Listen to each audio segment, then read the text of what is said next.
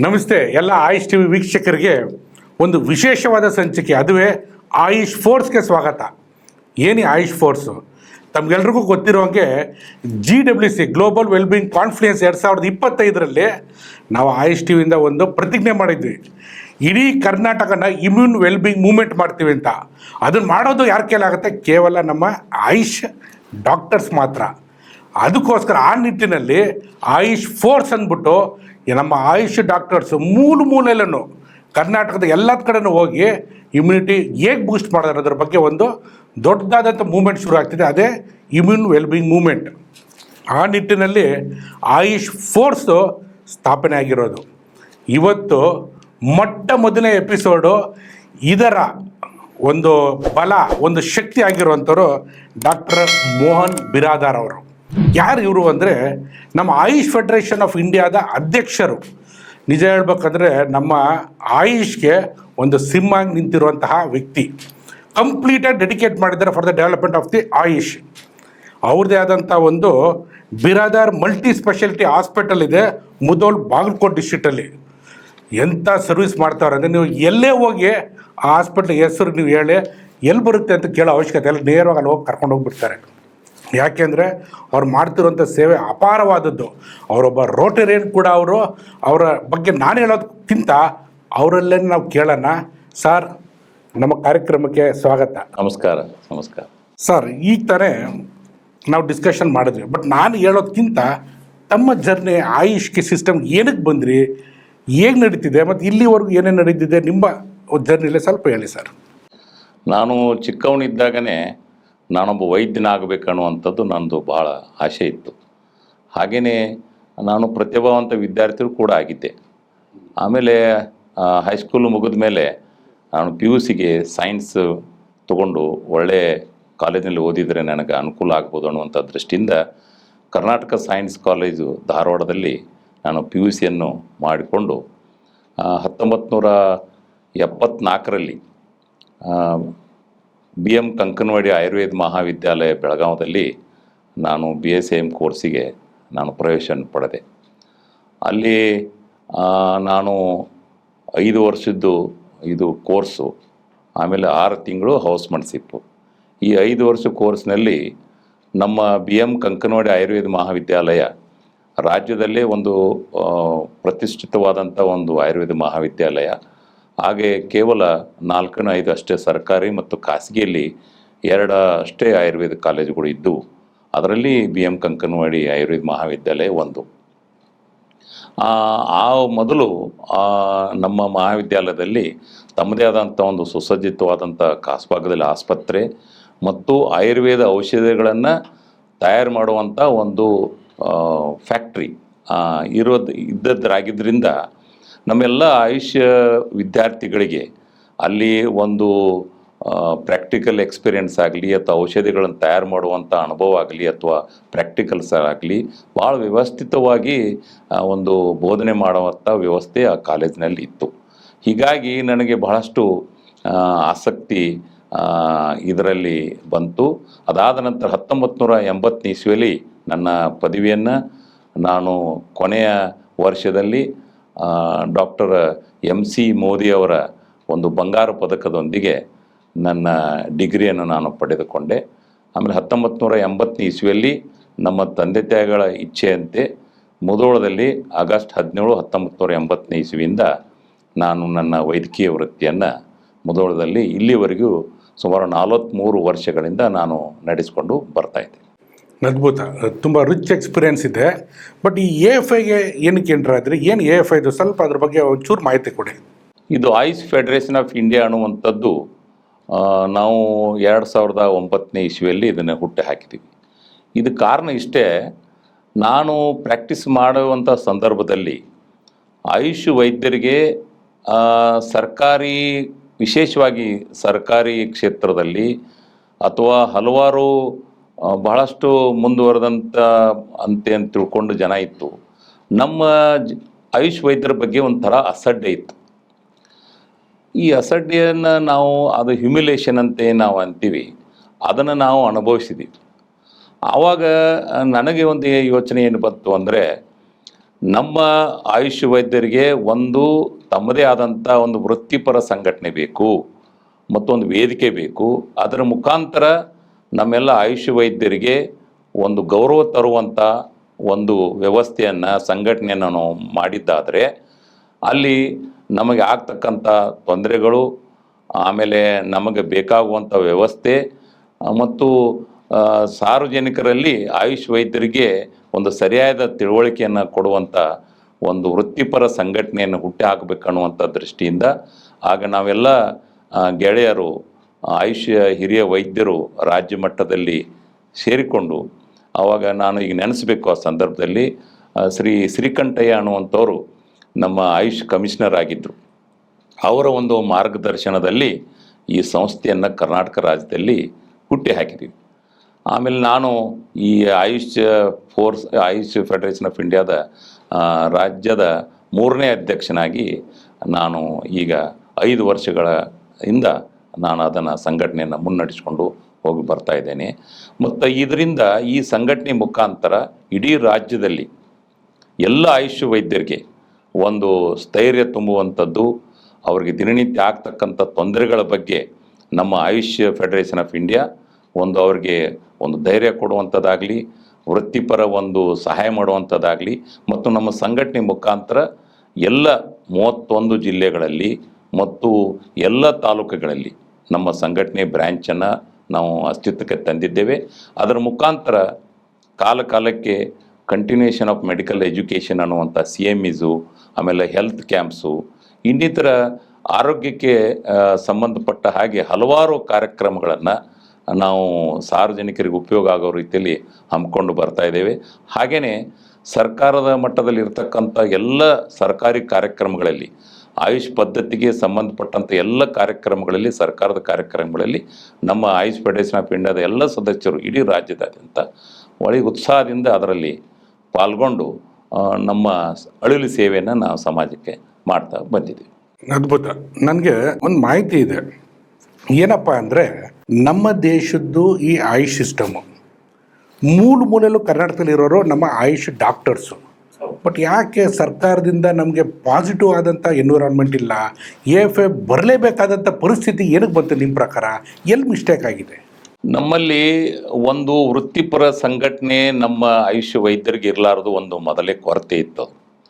ಹೀಗಾಗಿ ಅಲ್ಲಲ್ಲಿ ನಮ್ಮ ಆಯುಷ್ ವೈದ್ಯರು ಇವತ್ತು ಗ್ರಾಮೀಣ ಭಾಗದಲ್ಲಿ ಸೇವೆ ಸಲ್ಲಿಸ್ತಾ ಇದ್ದರೂ ಕೂಡ, ಅವರ ಅವಶ್ಯಕತೆ ಗ್ರಾಮೀಣ ಭಾಗದಲ್ಲಿ ಬಹಳಷ್ಟು ಇದ್ದರೂ ಕೂಡ, ಒಂದು ವೃತ್ತಿಪರ ಸಂಘಟನೆ ಇರಲಾರ್ದಕ್ಕೆ ಒಂದು ಸಂಘಟನೆ ಮುಖಾಂತರ ನಮ್ಮ ಒಂದು ಬೇಡಿಕೆಗಳನ್ನು ಈಡೇರಿಸಿಕೊಳ್ಳಲಿಕ್ಕೆ ಯಾವುದೇ ಒಂದು ವ್ಯವಸ್ಥೆ ಇದ್ದಿದ್ದಿಲ್ಲ.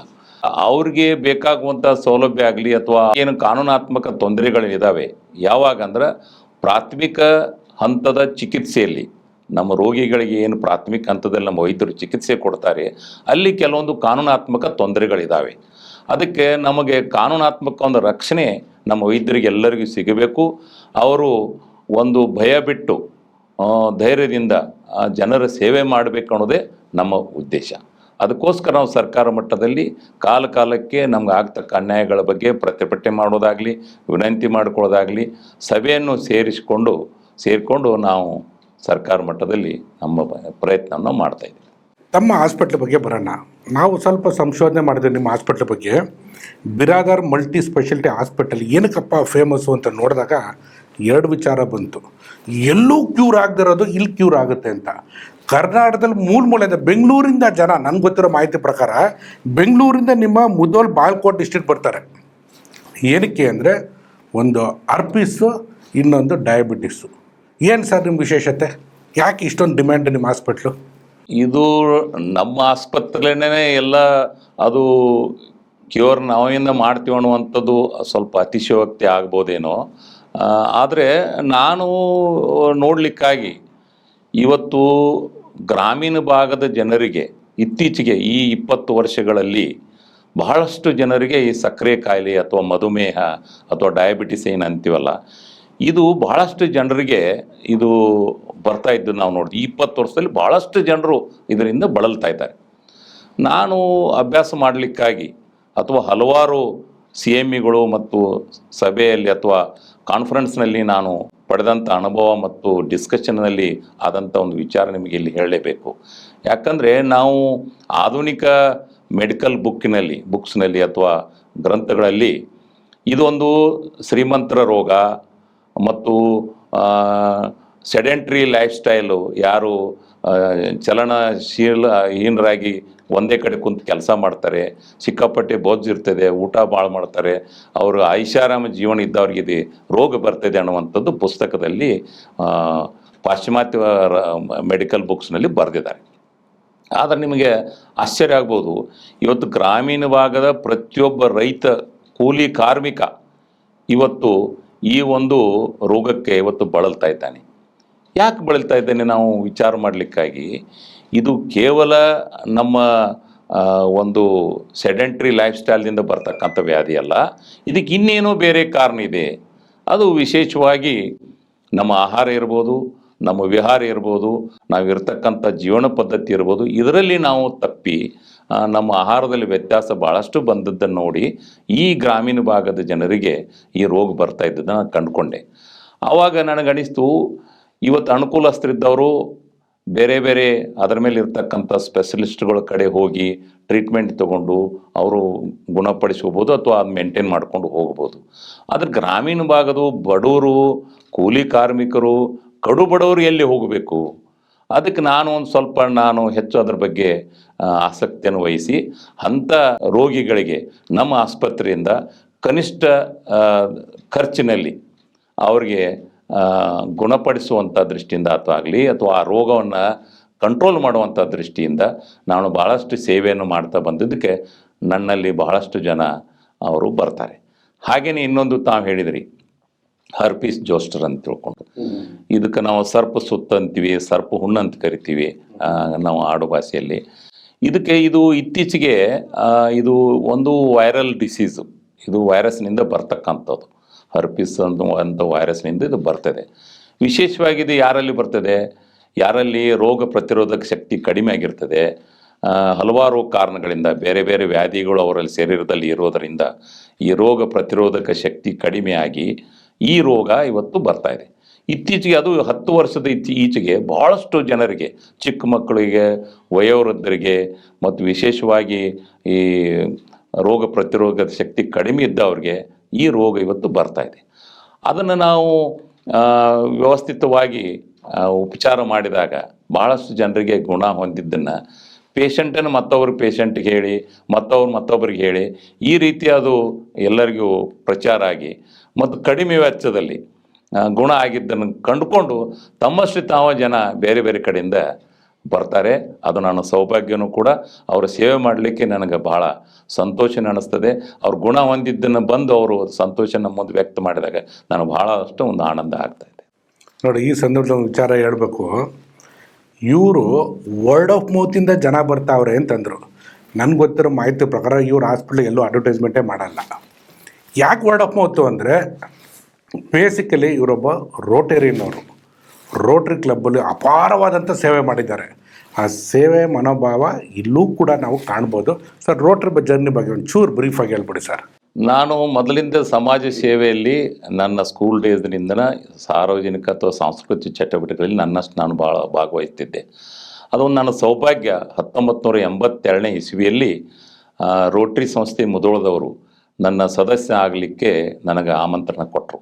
They invited me to become the Rotarian. So I was so proud. ನನಗೆ ಒಂದು ಸೇವೆ ಮಾಡಲಿಕ್ಕೆ ಒಂದು ವೇದಿಕೆ ಸಿಕ್ತು 82ನೇ ಇಸ್ವಿಯಲ್ಲಿ ರೋಟ್ರಿ ಸದಸ್ಯನಾಗಿ ಸೇರ್ಕೊಂಡ ಮೇಲೆ. ಹಾಗೆಯೇ ಅಲ್ಲಿ ಕಮ್ಯುನಿಟಿ ಸರ್ವಿಸ್ ಮಾಡುವಂಥ ರೋಟ್ರಿ ಸಂಸ್ಥೆಯ ಏನು ಒಂದು ಅಂಗ ಇದೆ, ಕಮ್ಯುನಿಟಿ ಸರ್ವಿಸು, ಇಂಟರ್ನ್ಯಾಷನಲ್ ಸರ್ವಿಸು, ಆಮೇಲೆ ಇವೆಲ್ಲ ಬೇರೆ ವೊಕೇಶ್ನಲ್ ಸರ್ವಿಸು. ಈ ಒಂದು ಸರ್ವಿಸ್ನಲ್ಲಿ, ಕಮ್ಯುನಿಟಿ ಸರ್ವಿಸ್ನಲ್ಲಿ ನಮ್ಮ ದೇಶದಲ್ಲಿ ಸಾಮಾಜಿಕ ಸೇವೆ ಮಾಡಲಿಕ್ಕೆ ರೋಟ್ರಿ ಒಂದು ಅದ್ಭುತವಾದಂಥ ಒಂದು ವೇದಿಕೆ. ಅಲ್ಲಿ ನನಗೆ ಸಾಕಷ್ಟು ನನ್ನ ವ್ಯಕ್ತಿತ್ವ ಬೆಳೆಸ್ಕೊಳ್ಳಿಕ್ಕೆ, ಲೀಡರ್ಶಿಪ್ ಡೆವಲಪ್ ಮಾಡಿಕೊಳ್ಳಿಕ್ಕೆ ರೋಟ್ರಿಯಿಂದ ಭಾಳಷ್ಟು ಸಹಾಯ ಆಯಿತು. ಹಾಗೆ ನಾನು 87ನೇ ಇಸ್ವಿಯಲ್ಲಿ ನಮ್ಮ ಮಾತೃ ಸಂಸ್ಥೆ ರೋಟ್ರಿ ಕ್ಲಬ್ ಆಫ್ ಮುಧೋಳದ ಅಧ್ಯಕ್ಷನಾಗಿ ನಾನು ಸೇವೆ ಸಲ್ಲಿಸಿದೆ. ಆ ಸಂದರ್ಭದಲ್ಲಿ ನಾನು ಹೇಳಬೇಕು, ನಾನು ಮುಧೋಳ ತಾಲೂಕಿನಲ್ಲಿ ಒಂದು ಬೃಹತ್ವಾದಂಥ ಒಂದು ಫ್ಯಾಮಿಲಿ ಪ್ಲ್ಯಾನಿಂಗು ಆಪ್ರೇಷನ್ ಕ್ಯಾಂಪು ನಾನು ಮಾಡಿದೆ. ಇವತ್ತಿಗೂ ಒಂದು ಸಿಂಗಲ್ ಕ್ಯಾಂಪ್ನಲ್ಲಿ ಅಷ್ಟೊಂದು ಪೇಷಂಟ್ಗಳನ್ನು ಈ ಟೊಬ್ಯಾಕ್ಟಮಿ ಇರ್ಬೋದು, ವ್ಯಾಸೆಕ್ಟಮಿ ಇರ್ಬೋದು, ಇವತ್ತಿಗೂ ಅದು ನಮ್ಮ ಸಂಸ್ಥೆಯಲ್ಲಿ ಅದೊಂದು ರೆಕಾರ್ಡು. ಅಂಥ ಒಂದು ಅದ್ಭುತವಾದಂಥ ಸಮಾಜದಲ್ಲಿರ್ತಕ್ಕಂಥ ಬೇರೆ ಬೇರೆ ಸಂಘ ಸಂಸ್ಥೆಗಳ ಜೊತೆಯಲ್ಲಿ ದೇಣಿಗೆಯನ್ನು ತೆಗೆದುಕೊಂಡು ಸರ್ಕಾರದ ಒಂದು ವ್ಯವಸ್ಥೆ ಅಡಿಯಲ್ಲಿ ನಾನು ರೋಟ್ರಿ ಸಂಸ್ಥೆಯ ನೇತೃತ್ವವನ್ನು ವಹಿಸಿ ಅದು ಬೃಹತ್ವಾದಂಥ ಒಂದು ಫ್ಯಾಮಿಲಿ ಪ್ಲ್ಯಾನಿಂಗ್ ಕ್ಯಾಂಪನ್ನು ನಾನು ಮಾಡಿದ್ದು ಹೆಮ್ಮೆ ನನಗಿದೆ. ಹಾಗೆಯೇ ರೋಟ್ರಿ ಸಂಸ್ಥೆಯವರು ನನ್ನ ಸೇವೆಯನ್ನು ಮೆಚ್ಚಿ ಬೇರೆ ಬೇರೆ ಹುದ್ದೆಗಳನ್ನು ಡಿಸ್ಟಿಕ್ ಲೆವೆಲ್ದಲ್ಲಿ 3170 ಡಿಸ್ಟಿಕ್ ಲೆವೆಲ್ದಲ್ಲಿ ಪಲ್ಸ್ ಪೋಲಿಯೋ ಪ್ರೋಗ್ರಾಮಕ್ಕೆ ನಾನು ಚೇರ್ಮನ್ನಾಗಿ ಮಾಡಿದರು. ಆ ಪೋಲಿಯೋ ನಿವಾರಣೆಯಲ್ಲಿ ನಾನು ಅದ್ಭುತವಾದಂಥ ಕೆಲಸವನ್ನು ಮಾಡಿದೆ. ನನಗೆ ಭಾಳಷ್ಟು ಅದು ಸ್ಯಾಟಿಸ್ಫ್ಯಾಕ್ಷನ್ನು ಸಹಿತ ಕೊಡ್ತು. ಆವಾಗ ನಮ್ಮ ಹಳ್ಳಿಗಳಲ್ಲಿ ಈ ಪೋಲಿಯೋ ವ್ಯಾಕ್ಸಿನ್ ಹಾಕಿಸುವಂಥದ್ದು ಸರ್ಕಾರದ ಕಾರ್ಯಕರ್ತರು ಹೋದಾಗ ಅಷ್ಟೊಂದು ಸರಿಯಾದ ರೀತಿಯಲ್ಲಿ ಸ್ವೀಕಾರ ಮಾಡ್ತಿದ್ದಿಲ್ಲ. ಪ್ರತಿಯೊಂದು ಊರಲ್ಲಿ ಡಂಗ್ರ ಹೊಡಿಸೋದು, ಚಾವಡಿಯಲ್ಲಿ ಕೂರಿಸೋದು, ಮಕ್ಕಳನ್ನ ಮತ್ತು ಇವ್ರನ್ನ ಕೇಳಿ ಮೊದಲು ಒಂದು ಸಿನಿಮಾ ಹಾಕ್ತಿದ್ದೆ ನಾವು, ಸೀರಿಯಲ್ದು ಹಾಕಿ ಜನರನ್ನ ಅಟ್ರಾಕ್ಷನ್ ಮಾಡುವಂಥದ್ದು ಮಾಡಿ ಜನರೆಲ್ಲ ಸೇರಿ ಆದಮೇಲೆ ನಾವು ಪೋಲಿಯೋದ ಬಗ್ಗೆ ತಿಳುವಳಿಕೆ ಕೊಟ್ಟು ಆಮೇಲೆ ಇದು ಕ್ಯಾಂಪೇನಿಂಗ್ ಮುಗಿದ ಮೇಲೆ, ಪ್ರಚಾರ ಮುಗಿದ ಮೇಲೆ, ತಿಳುವಳಿಕೆ ಕೊಟ್ಟಾದಮೇಲೆ ಆವಾಗ ವ್ಯಾಕ್ಸಿನೇಷನ್ ನಮ್ಮದು ಏನು ರೋಟ್ರಿ ವತಿಯಿಂದ ರೋಟ್ರಿ ಮತ್ತು ಯುನಿಸೆಫು ಮತ್ತು WHO ಸೇರಿ ಇದೇನು ಕಾರ್ಯಕ್ರಮ ನಾವು ಹಮ್ಮಿಕೊಂಡಿದ್ದೀವಿ. ಆವಾಗ ಹೋದಾಗ ಜನರು ಅದನ್ನು ಸಹಜವಾಗಿ ಸ್ವೀಕಾರ ಮಾಡುವಂಥದ್ದು ಅದು ಬಂತು. 1986ನೇ ಇಸ್ವಿ ಒಳಗೆ ಅದು ರೋಟ್ರಿ ಇದನ್ನು ಇನಿಷಿಯೇಟ್ ಮಾಡಿತು, ಏನು ಪೋಲಿಯೋ ನಿರ್ಮೂಲನೆ ಮಾಡುವಂಥ ಕಾರ್ಯಕ್ರಮ. ಅದು ಬಹಳಷ್ಟು ನನಗೆ ಒಂದು ಸಮಾಧಾನ ಕೊಟ್ಟಂಥ ಒಂದು ವಿಷಯ. ಅದನ್ನೆಲ್ಲನೂ ಮೆಚ್ಚಿ ರೋಟ್ರಿ ಡಿಸ್ಟಿಕ್ 3170ದವರು 2003ನೇ ಇಸ್ವಿಯಲ್ಲಿ ನನ್ನ group study exchange team leader ಅಂಥೇಳಿ ಆಯ್ಕೆ ಮಾಡಿ ನನ್ನನ್ನು ಅಮೇರಿಕಾ ದೇಶಕ್ಕೆ 4 ಜನರ ನಾನ್ ರೊಟೇರಿಯನ್ಸ್ ಟೀಮ್ ತಗೊಂಡು ಅಲ್ಲಿ ಸಾಮಾಜಿಕ, ಶೈಕ್ಷಣಿಕ, ಇನ್ನಿತರ ಒಂದು ಅಧ್ಯಯನ ಮಾಡಲಿಕ್ಕೆ ಅಮೇರಿಕಾ ದೇಶಕ್ಕೆ 5 ವಾರಗಳ ಕಾಲ ನನ್ನ group study leader GSC leader ಅಂತೇಳಿ ರೋಟ್ರಿ ಸಂಸ್ಥೆಯಿಂದ ಕಳಿಸಿಕೊಟ್ಟಿದ್ರು. ಅದು ನನ್ನ ಜೀವನದಲ್ಲಿ ಅತಿ ಒಂದು ಶ್ರೇಷ್ಠವಾದ ಮತ್ತು ಅತಿ ಸಂತೃಪ್ತಿ ಕೊಟ್ಟಂಥ ಒಂದು ಹುದ್ದೆ ಅಥವಾ ಒಂದು ಏನಾದರೂ ಒಂದು ರೋಟ್ರಿಯಿಂದ ಸಿಕ್ಕಿದ್ರೆ ನನಗೆ ಭಾಳಷ್ಟು ಸಂತೋಷ ಆಗ್ತದೆ. ಇದು ನನ್ನ ರೋಟ್ರಿಯ ಒಂದು ಜರ್ನಿ. ಡಾಕ್ಟ್ರೇ, ನಿಮಗೆ 43 ವರ್ಷ ಅನುಭವ ಇದೆ. ಜೊತೆಲಿ ಏನು ಅಂದರೆ ಬರೀ ನಿಮ್ಮ ಉದ್ದೋಳು ಬಾಗಲಕೋಟೆ ಅಲ್ಲ, ಕರ್ನಾಟಕ ಅಲ್ಲ, ಇಂಡಿಯಾ ಅಲ್ಲ, ನಿಮ್ಮ ರೋಟ್ರಿ ಮುಖಾಂತರ ಎಂಟೈರ್ ವರ್ಲ್ಡ್ ನೀವು ಓಡಾಡಿದ್ದೀರ. ಸ್ವಲ್ಪ ನಮ್ಮ ವೀಕ್ಷಕರಿಗೆ ಈ ಡಯಾಬಿಟೀಸ್ ಆಗಲಿ, RPS ಆಗಲಿ, ಯಾವುದೇ ಕಾಯಿಲೆ ಬರಬಾರ್ದಪ್ಪ, ಆರೋಗ್ಯಕರವಾಗಿರ್ಬೇಕು, ಲೈಫ್ ಸ್ಟೈಲ್ ಹೆಂಗಿರಬೇಕು ಅಂತ ತಮ್ಮ ಅನುಭವದ ಮಾತುಗಳು. ನಾನು ಒಬ್ಬ ಆಯುರ್ವೇದ ವೈದ್ಯನಾಗಿ ಈ ಆಯುಷ್ ಪದ್ಧತಿಗಳ ಬಗ್ಗೆ ಹೇಳಬೇಕಂದ್ರೆ ಭಾಳಷ್ಟು ಸೂಕ್ತವಾದಂಥ ವಿಚಾರಗಳನ್ನು ಆಯುಷ್ ವೈದ್ಯ ಪದ್ಧತಿಯಲ್ಲಿ ನಮ್ಮ ಆಚಾರ್ಯರು ಹೇಳಿದ್ದಾರೆ. ಒಂದು ಆಹಾರ, ಮತ್ತೊಂದು ವಿಹಾರ. ಇದು ಭಾಳಷ್ಟು ದೊಡ್ಡ, ಇದರಲ್ಲಿ ಭಾಳಷ್ಟು ವಿಚಾರಗಳು ಅಡಕಗೊಂಡಂಥ ಒಂದು ಶಬ್ದ, ಆಹಾರ ಮತ್ತು ವಿಹಾರ.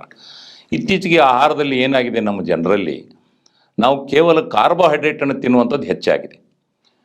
ಎಣ್ಣೆ ದಿನಸ ಹೆಚ್ಚು ತಿಂತೀವಿ, ನಾವು ಕರ್ದದ ಪದಾರ್ಥ ಹೆಚ್ಚು ತಿಂತೀವಿ, ಬೇಕರಿ ಪದಾರ್ಥಗಳನ್ನ ಹೆಚ್ಚಿಗೆ ತಿಂತೀವಿ. ಮೊದಲ ನಮ್ಮ ಭಾರತೀಯ ಆಹಾರ ಪದ್ಧತಿ ಏನಿತ್ತು, ನಮ್ಮ ಹಿರಿಯರ ಆಹಾರ ಪದ್ಧತಿ, ಅದು ನಮ್ಮ ಶರೀರಕ್ಕೆ ಯೋಗ್ಯವಾದಂಥ ಆಹಾರ ಪದ್ಧತಿ ಇತ್ತು. ಇತ್ತೀಚೆಗೆ 20 ವರ್ಷಗಳ ಈಚೆಗೆ ಆಹಾರ ಪದ್ಧತಿಯಲ್ಲಿ ಅಮೂಲಾಗ್ರವಾದಂಥ ಒಂದು ಬದಲಾವಣೆ ಆಗಿದೆ. ಅದು ಒಳ್ಳೆಯ ಬದಲಾವಣೆ ಆಗಿಲ್ಲ, ಕೆಟ್ಟ ಬದಲಾವಣೆ ಆಗಿದೆ.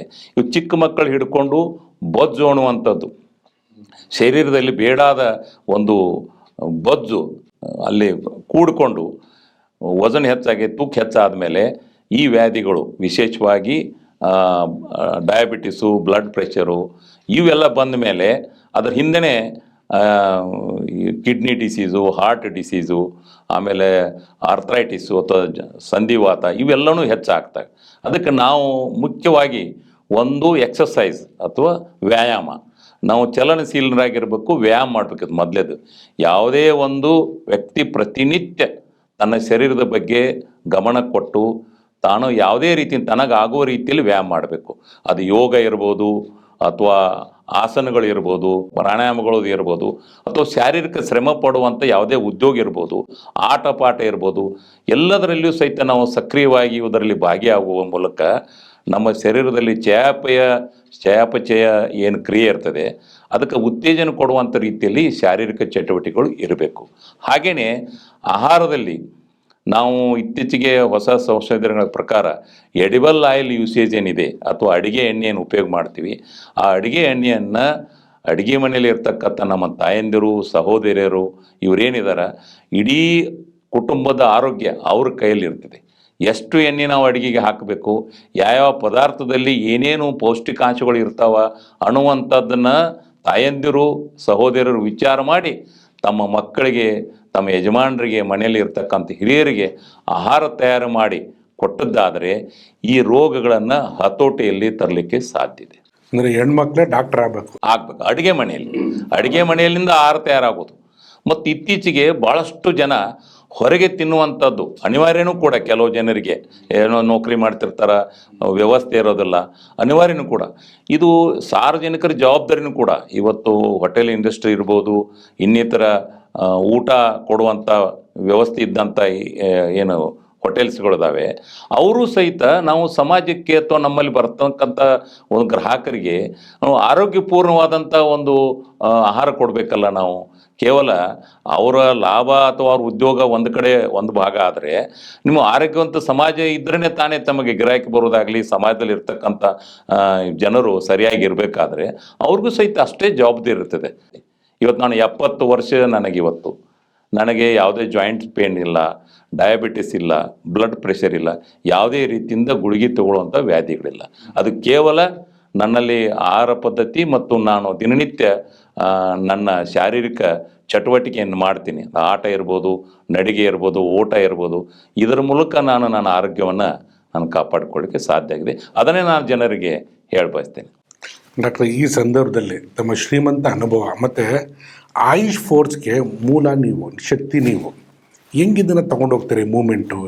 ಯಾವ ಥರ ನೀವು ಎಲ್ಲ ಕಡೆ ತಲುಪಿ immune well-being moment Karnataka model ಮಾಡ್ತೀರ ಅನ್ನೋದ್ರ ಬಗ್ಗೆ ಸ್ವಲ್ಪ ಹೇಳಿ. ನನಗೆ ಈ ಒಂದು ವಿಷಯವಾಗಿ ನಾನು ಎಷ್ಟು ಕೃತಜ್ಞತರಾಗಿದ್ದರೂ ಕಡಿಮೆ. ಆಯುಷ್ TV ಕರ್ನಾಟಕ ಏನಿದೆ ಅದರ ವೈಸ್ ಪ್ರೆಸಿಡೆಂಟ್ ಆದಂಥ ತಾವೇ ಹರೀಶ್ ಅವರು ನಮಗೊಂದು ಬಹಳ ನೀವು ಆಪತ್ತು ಬಾಂಧವರಾಗಿ ನಮಗೆ ಭೇಟಿ ಆಗೋದ್ರ ಅಲ್ಲದೆ ನಮ್ಮ ಆಯುಷ್ ವೈದ್ಯರ ಬಗ್ಗೆ ಒಂದು ವಿಶೇಷವಾದಂಥ ಗೌರವವನ್ನು ಹೊಂದಿದಂಥ ತಮ್ಮ ಸಂಸ್ಥೆ ನಮ್ಮ ಕೈಲೇ ಆಗಲಾರಂಥ ವಿಷಯಗಳನ್ನು ತಾವು ಮೈ ಮೇಲೆ ತಗೊಂಡು ಬೆಂಗಳೂರಲ್ಲಿ ಕಳೆದ ಏಪ್ರಿಲ್ 11ನೇ ತಾರೀಕಿಂದ 14ನೇ ತಾರೀಕಿನವರೆಗೆ ಅರಮನೆ ಮೈದಾನದಲ್ಲಿ ಅದ್ಭುತವಾದಂಥ ಒಂದು ಗ್ಲೋಬಲ್ ವೆಲ್ಬಿಂಗ್ ಕಾನ್ಫರೆನ್ಸ್ ತಾವು ಮಾಡಿದ್ರಿ.